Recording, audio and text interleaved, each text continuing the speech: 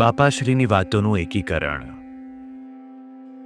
ભગવાનને સંત ઓળખવા એ તો જબરી ઘાટી. વિભાગ 1.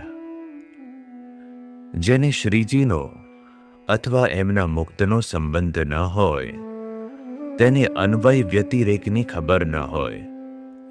તેથી તેને શાસ્ત્રના અર્થ સમજાય નહીં અને પોતામાંથી માન, મોટપ અને વિષય તે ટળ્યા ન હોય.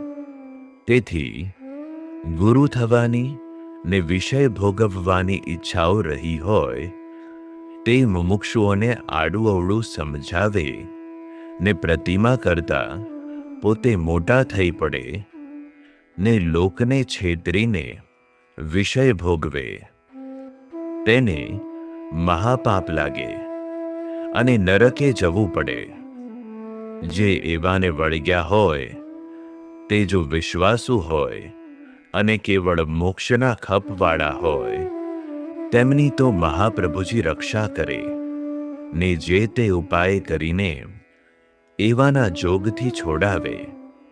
કદાપી આ ફેરે ન છૂટે તો બીજો જન્મ ધરાવીને મુક્તનો જોગ મેળવે અને મોક્ષ કરે.